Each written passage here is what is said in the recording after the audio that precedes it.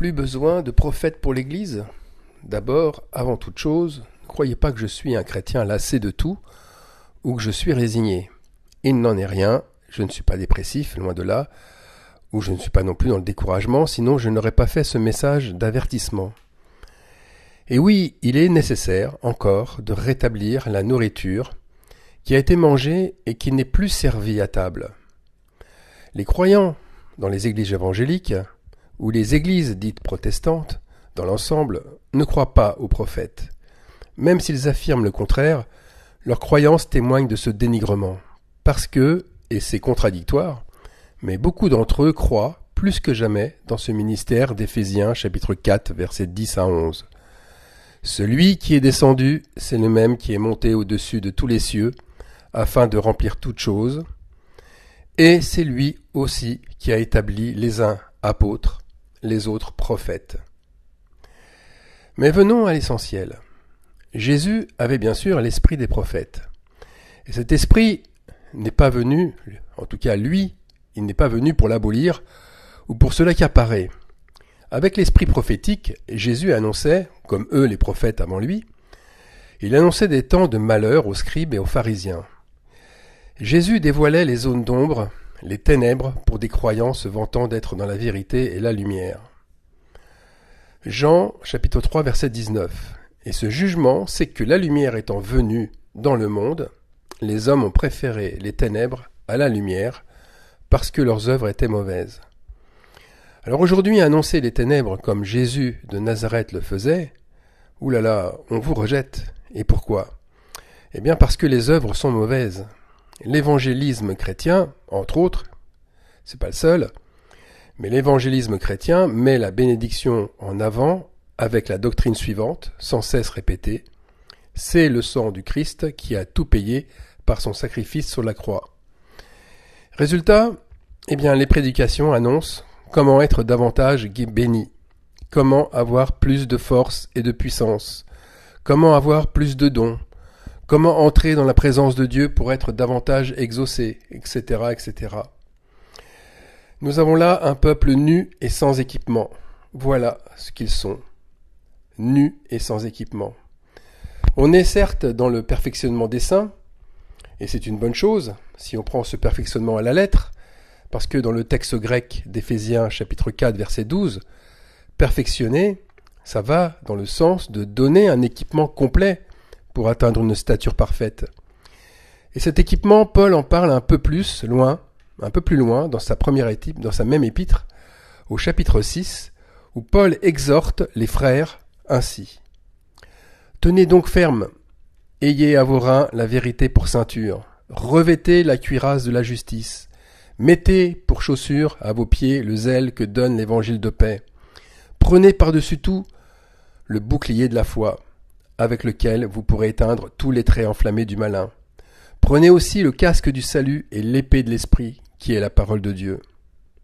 Alors tout cet équipement sert à lutter contre le mal.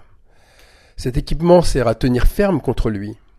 Or, tant de croyants aujourd'hui se comportent comme si le mal était vaincu, comme si le mal était déjà vaincu, et qu'ils n'ont plus qu'à récolter les fruits de la grâce. Ils n'ont plus qu'à se baisser et tendre la main pour prendre leur récompense. Alors qu'ils devraient vérifier ce qu'il manque à leur équipement.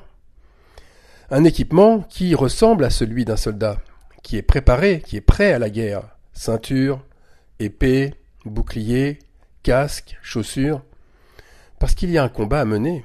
Et au verset 11 du chapitre 6, l'apôtre Paul dit « Revêtez-vous de toutes les armes de Dieu, afin de pouvoir tenir ferme contre les ruses du diable. » Eh bien, combien d'entre les chrétiens sont tombés dans les ruses du diable, qui leur a fait croire que leur chair était vaincue, que les dominations, que les autorités, les princes de ce monde, de ténèbres, les esprits méchants dans les lieux célestes, ils ne peuvent plus les atteindre.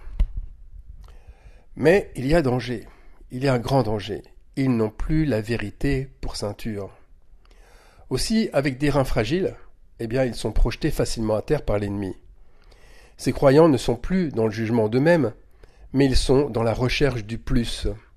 Je veux monter plus haut, avoir un niveau plus haut avec le Saint-Esprit. plus que ce que j'ai actuellement, plus de miracles, plus de visions, plus d'argent, plus de conversions, plus de dons, plus d'occasions à manifester des œuvres saintes. Et ma frustration, eh bien, elle est bonne. Elle est bonne parce que elle me permet de désirer plus. Vous voyez, le bulletin de santé d'un chrétien lambda, ce bulletin pourrait se résumer à « on est déjà bien portant, mais on vise l'excellence ». On manifeste déjà des qualités de disciple, mais on vise l'expertise. Le croyant se dit être pris dans une spirale qui l'emmène de progrès en progrès. Et pour lui, tout augmente. Et tout augmente de façon linéaire. Son amour, sa patience, sa bonté, sa foi. Or, attention, toujours dans la lettre aux Éphésiens, Paul dit la chose suivante. « Voici donc ce que je dis et ce que je déclare dans le Seigneur. C'est que vous ne devez plus marcher comme les païens qui marchent selon la vanité de leurs pensées. Ils ont l'intelligence obscurcie. Ils sont étrangers à la vie de Dieu. » Si Paul exhorte ses frères d'Éphèse ainsi, c'est bien qu'ils n'ont plus la ceinture de vérité et que le mal s'est attaché de nouveau à eux. Mais de nos jours, où sont les assemblées qui demandent à s'examiner sérieusement? Qui ose dire que les membres de l'assemblée sont mal équipés, que l'assemblée est malade, que trop marchent selon la vanité de leurs pensées, qui ne voient plus qu'eux-mêmes, et plus du tout ceux qui sont dans souffrance? Qui ose dire qu'il faut se lamenter et pleurer sur soi-même, et briser son cœur comme on déchire un vieux vêtement usé? Ceux qui sont en souffrance d'ailleurs n'osent en parler. Ils ont peur d'être jugés, et d'être traités de briseurs de joie, ou d'être traités de rétrogrades. Ou bien on va prier pour eux, comme si on leur injectait un vaccin. On prie comme si on les vaccinait d'une maladie contagieuse. Ils doivent devenir comme les autres de l'Assemblée, immunisés. Immunisés contre les virus, immunisés contre le mal. Bref, on leur demande de se résigner à vivre comme ils sont et d'accepter leur souffrance. Et comme c'est le temps du bonheur et de la récolte, on passe d'ailleurs beaucoup de temps dans la musique ou les chants de louanges, ou encore dans les prières collectives. C'est le temps que les protestants ont nommé la dispensation de la grâce. Ce temps où Jésus ne cesse de purifier le pécheur, puisque le pécheur n'a plus de condamnation pour lui. Il s'est mis à croire. Et les prophéties de ces assemblées, parce qu'il y en a toujours, eh bien ces prophéties renvoient au temps de gloire très proche où Jésus revient prendre son Église. Et majoritairement, on n'annonce que des temps de gloire à venir. Pour eux, quand Jésus dit « Le Fils de l'homme trouvera-t-il à son retour la foi sur la terre ?» eh bien ce verset ne leur est pas destiné. C'est pour les autres, c'est pour ceux qui ont une autre doctrine. Leur doctrine à eux, elle est parfaite, elle vient de Christ. Et puis un enlèvement de l'Église épouse est très proche. Alors essayer de dire à des croyants qu'ils ont besoin de lumière alors qu'ils sont persuadés de n'avoir besoin de rien, c'est comme dire à un croyant qu'il est tiède alors qu'il se croit, lui, bouillant. Et c'est comme dire à un voyant qu'il est aveugle. Et pourtant c'est bien ce que disait Jésus aux pharisiens qui lui demandaient s'ils étaient eux aussi aveugles. « Nous aussi sommes-nous aveugles ?» demandèrent-ils. Et Jésus leur répondit, « Si vous étiez aveugles, vous n'auriez pas de péché. Mais maintenant vous dites, nous voyons, et c'est pour cela que votre péché subsiste. » Mais aujourd'hui, un prophète qui affirme que le péché subsiste dans les églises, c'est comme mettre un coup d'épée dans l'eau. Ça ne sert à rien. Parce que de nos jours, le ministère de prophète est jeté aux oubliettes. Ce ministère ne sert qu'aux autres, aux nations, aux impies du monde. On prophétise sur le monde, on prophétise sur les athées, sur les musulmans, les extrémistes, en tout genre. On prophétise sur les pratiques contre nature. Entre parenthèses, ne plus avoir la vérité pour ceinture, n'est-ce pas aussi contre nature pour un chrétien? Bref, le jugement, c'est pour eux, c'est pour les autres. D'ailleurs, dit-on, eux, ils connaissent déjà le jugement de Dieu quand ils sont pourchassés à mort. Et puis, ce n'est pas fini. Eux, ils vont connaître les 7 fléaux de l'Apocalypse. Mais un prophète, pour le rassembler, vous n'y pensez pas. Si un se présente, on ne le laisse pas s'exprimer, on le bâillonne, pire, il est moqué, insulté. C'est comme si ce prophète venait nous annoncer de mettre la lumière alors qu'il fait grand jour. On le traitera de décalé, d'aveugle, de fou, et on lui hurlera « Va te repentir toi-même ». Le fait de chasser les prophètes permet aux prédicateurs et aux prédicatrices du moment, ne les oublions pas, de culpabiliser celles et ceux qui attendent autre chose de la foi. On leur dit « Mais arrêtez de vous poser des questions et écoutez nos réponses. Ici, c'est le plein évangile. Ici, c'est la grâce de Dieu. Ici, c'est le temple du Seigneur, le lieu très saint établi par Jésus-Christ. Ici, c'est le prolongement de l'église de Jérusalem. C'est ce que Simon-Pierre a reçu de Jésus lui-même. » Eh bien, avec cette arrogance spirituelle mise en avant, c'est le bouclier de la foi qui est jeté au sol. On piétine son casque, on arrache sa ceinture, et on part pieds nus sans épée pour combattre. Plus de protection divine. La chair parle à la place de l'esprit. Et la chair, elle ne protège pas du mal, elle l'attire à soi. Dieu a alerté Israël avec le prophète Jérémie de la même façon qu'il avertit l'Église aujourd'hui avec un prophète.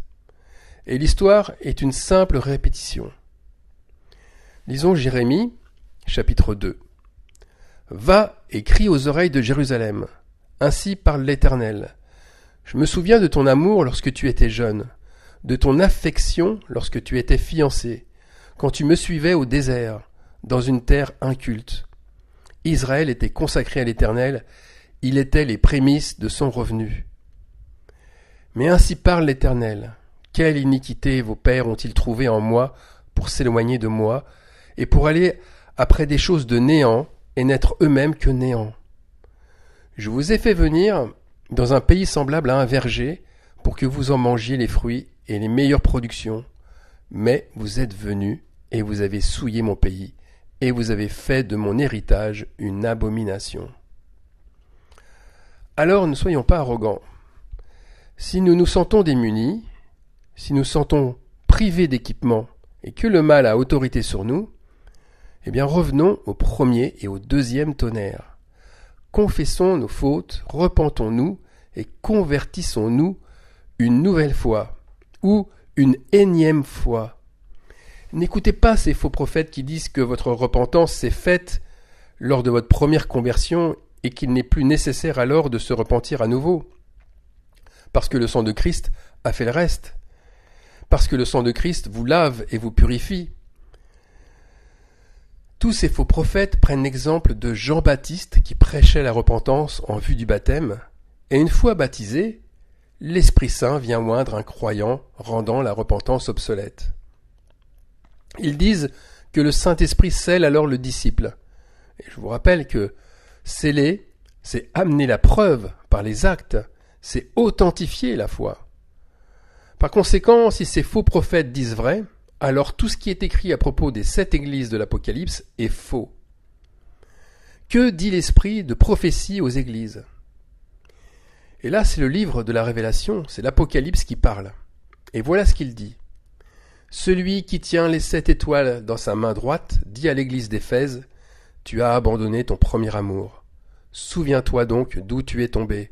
Repens-toi et pratique tes premières œuvres. » Pour l'ange de l'église de Pergame, celui qui a l'épée aiguë à 2 tranchants, il dit « Tu as des gens attachés à la doctrine des Nicolaïtes. Repens-toi donc. » Et pour celui qui a les 7 esprits de Dieu et les 7 étoiles, il dit à l'église de Sardes, « Rappelle-toi donc comment tu as reçu et entendu, et garde et repens-toi. » Et quant à l'Amen, le témoin véritable, il dit à l'ange de l'église de Laodicée, « Que la honte de ta nudité ne paraisse pas, et mets un collier pour oindre tes yeux, afin que tu vois. Moi, je reprends et je châtie tout ce que j'aime. Aie donc du zèle et repens-toi. » 3 églises de l'Apocalypse ne trouveront leur salut que dans le fait de se repentir à nouveau. Si un prophète n'est pas écouté quand il dit cela, les dirigeants de l'Assemblée ne s'opposent pas à lui, tout seul, mais ils s'opposent aussi au Saint-Esprit. Et ils s'opposent aussi à ce que leurs frères obtiennent le salut. Ce sont alors des antichrists, parce que pour un gain honteux, ils entraînent leurs frères dans les ténèbres. Alors ne vous laissez pas entraîner par eux, ayez du zèle, c'est-à-dire ayez un empressement dans l'accomplissement des œuvres justes. Cessez de souiller vos vêtements et commencez par la repentance. Que celui qui a des oreilles entende ce que l'Esprit dit aux églises. Amen.